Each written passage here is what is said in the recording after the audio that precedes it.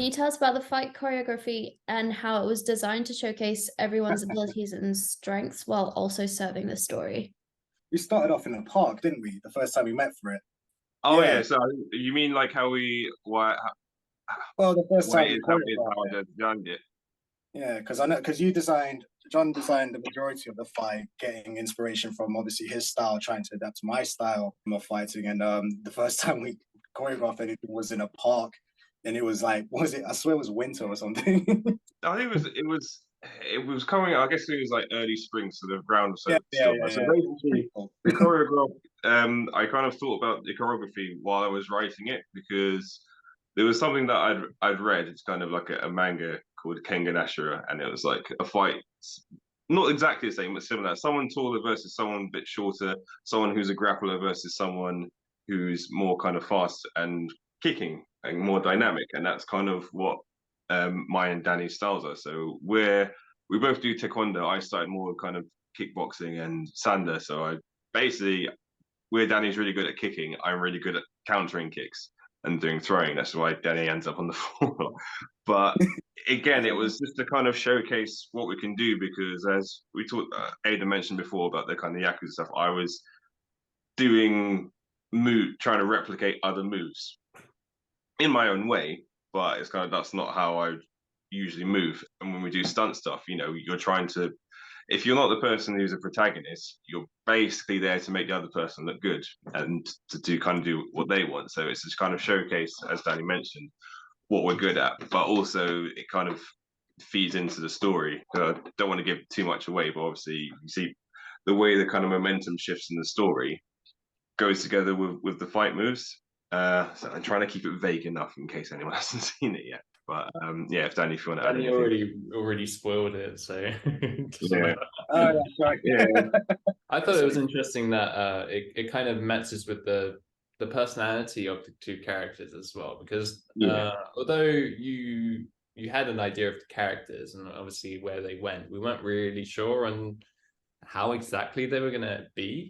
And just kind of looking at the choreography as well, because Jon counters a lot and is kind of like annoying to fight, I guess that kind of bled into his character and made him this really cocky, like purposely aggravating guy, which feeds into the story as well, because that's just it works with what he's trying to do to Danny's character. And because Danny is like a lot more, well, he's like the strong brave hero for this, but his moves are a lot more straightforward, and he's kind of at first just kind of attacking. He's not really thinking about it until later. He takes a moment to himself and then takes on a more countering approach. And so you see that kind of shift with their mindsets in the fight and the choreography. Yeah, even like Danny's character Ryan, even like when he comes in, he doesn't actually want to fight, and it's kind of, but I'm kind of provoking, aggravating, trying to get like a rise out of him, and then that forces him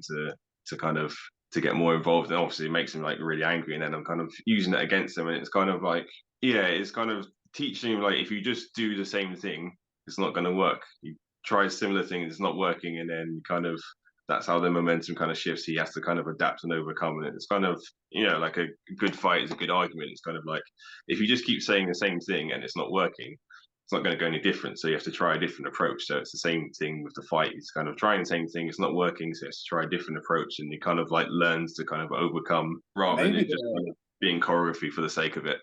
Yeah. Maybe the story is your character's trying to get it out of me in the end. He's trying to get me to win. Yeah. What was your favorite part of the final edit? The apple scene. I remember like how many apples I actually ate that day. Probably about a week's worth of vitamin C. A whole bag, like shopping bag full of apples. Yeah, I mean, I think for me, it's just the kind of the momentum shift in the middle.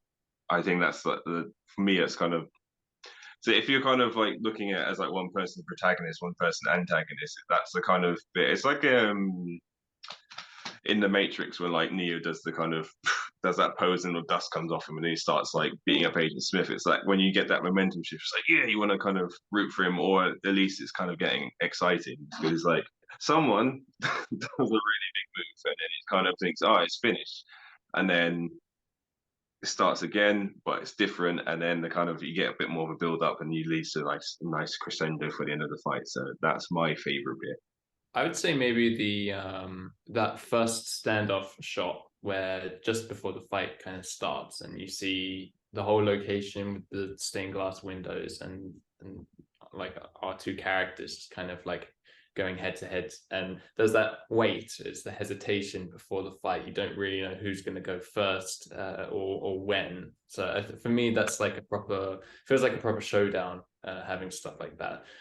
And then also I'd say the ending shot, which on the day we kind of had to come up with, kind of changed the ending. I can't remember exactly what the original one was, but there was this idea of like being watched, and it does tie into the script. I mean, that's kind of how it was happening, but the actual shot itself, I think was something we just came up with on the day, and then in the edit with all the camera effects and everything over the top, it really made it have a much more sinister, like kind of dark feel to it. It really made that moment, which we hadn't really thought about before, like come to life and become way more important in the story.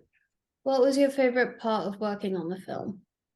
For me, just doing it was so much fun. Coming into the project when there was already choreography was a really fun experience because I could just come in and the ball was already rolling, and we actually filmed fairly quickly. I'd say, what was it, like a month or at most like 2 months or something before we actually started filming? Yeah, because we filmed in June, so I definitely, when me and Danny started rehearsing, it was like we were already outside and it was getting warmish. So I think that must have been maybe April or something. Because I think obviously I met with Danny and I can't remember. I spoke to Carlos and then us four all kind of like met together to plan it. And then it was just a kind of like getting the venue sorted. As you mentioned, there's a couple of drafts of the script, but I've got a friend. Actually, I do kickboxing with, but he writes scripts as well. So I got him to look over that, but he got back to me pretty quickly. So yeah, it was quite a quick turnaround. And as you said, the first filming day, I think it was like 10 to 5, and then the other one was just like 2 hours someday. Yeah, getting thrown around wasn't my favorite part. And going back to it being warmer, wearing a leather jacket, which was my choice, definitely wasn't my favorite part. Yeah, never leather. Yeah, that was a funny choice, but I got to showcase some of my best moves, which I never had the opportunity to with certain films. And me and Jon have worked together for many years, and I love working with a guy, and because he lets me have my own creative input with the moves I wanted to do. Yeah, I mean, when we got to the location, it was just because we have not been there before. Just having that initial walk in and seeing the place, it just reminded me of something out of like a fighting video game area. And I just looked at it and it was just like, wow, we're gonna make something pretty cool here. Even though the floor was a little bit slippery for my shoes, but it was we got there in the end. Yeah. I think like everyone that's seen it keeps asking me where it is, and it's like, it's around somewhere, you can find it. Everyone's using it. There's been a couple of different productions I've seen which are using that same location. I'm not going to say where it is because we should release ours first. It was even like the day before we filmed it, because basically we were filming it, the Euros were on, and the day, what was it? Sorry, it was like 2 days. We filmed on a Sunday, and on like Friday, I think England played Scotland, and then the BBC had filmed James McAvoy in the same venue, basically talking smack to England from a Scottish perspective. But going back to the point about like favorite thing, I think, as I mentioned earlier about the kind of like the Nick Fury thing, getting people together. When we were filming, and then there's a lot of people, some people knew each other, some people didn't know each other, but it's kind of like, when you have a party, you kind of get all your best friends together. It kind of felt like that. So we had Danny, had Aeddan, had Carlos, had Law, who most people would know from action stuff. Had my friend Tom, who was in Kiwami films, and I've been fighting him on screen for a long time. Another guy who was doing the makeup was a mate. What's there? Salim, who's a guy. He was another guy who was in Kiwami. He's an actor that I know. I think we had to hire one person who was the sound guy, whose name is Jonathan Ito. But for him, he really enjoyed doing it because he's usually just filmed drama. So doing an action film and then having to kind of like position himself for choreography and stuff, like moving his equipment when we're moving the camera around. He really enjoyed it. So when we had to do the reshape day, he actually gave us like a big discount, which was really cool. And then he came along to the Fighting Spirit as well, and he really enjoyed that. So yeah, I think like when you can work with people you enjoy working with, or you know, your friends, that's why people always kind of do that, don't they? So yeah, that was my favorite part of it. Having Aeddan there was definitely like, because we've always worked together, just filming ourselves with another cameraman, and we just kind of directed them. But having that vision from Aeddan made the whole process so much easier than other things that I've done before. But yeah, so it's just like, oh, cool, we got a director. Yes, I don't have to think about too much. So, I mean, you guys were great to direct as well, so it was a lot of fun actually just being there on the set that day and saying things to happen and it happening. You know, that's a great feeling. Now, time for speed round. We don't have that much time, but one film for each question. What was the last film you watched? Rewatched? I rewatched Pulp Fiction the other day. I'm trying to think. I watched All Quiet Along the All Quiet Along the Western Front. Yeah, I watched that. That was the last new film I watched. I can't remember if it's the last film I watched, but it's the last film I remember watching. So if I watched anything else afterwards, it wasn't that good. Yeah, I can't even remember the last thing I watched. It's probably the World Cup's on, that's why. Yeah. What is your favorite remake? The Thing 1982. I can't remember what the original one was called, but like the John Carpenter The Thing, it was like, it's an amazing film. But like when I was too young, I saw a clip from that, and that left a big imprint. I wasn't ready to watch the film yet, but when I was ready to watch the film, that was like one of my favorites. So that one, first remake I can think of that I think is the best. You just reminded me which one is my favorite remake. Is It?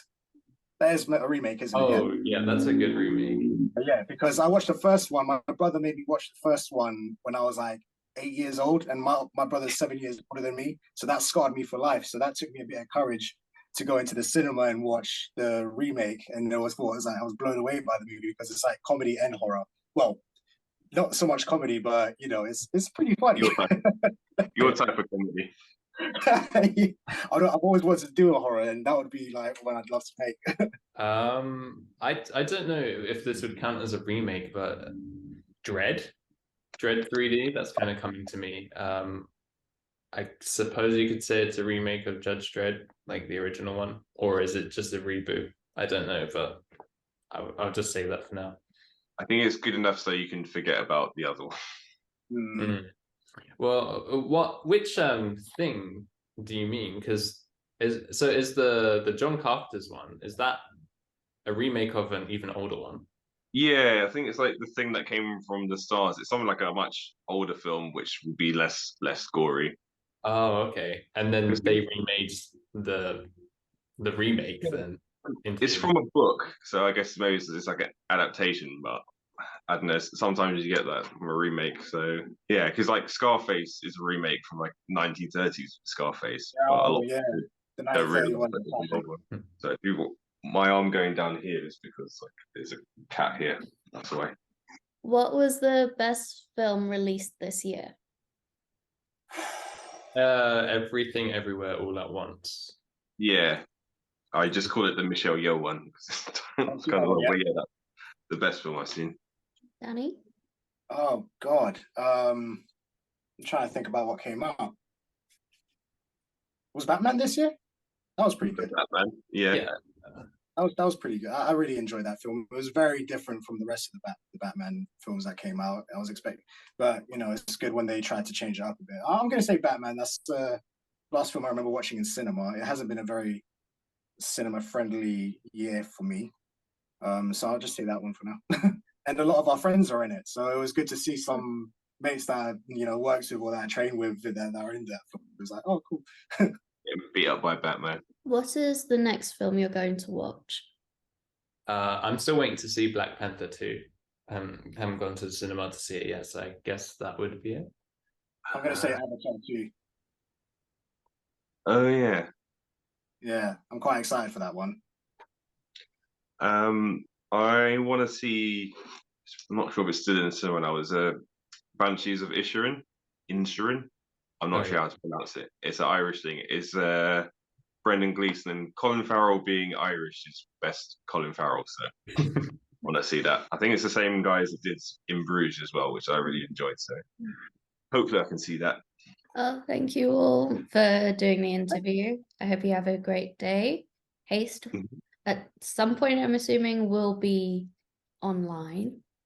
Yeah, so basically the 16th of December, we'll either get a notification that we're in. If we don't get that, then we'll put it online.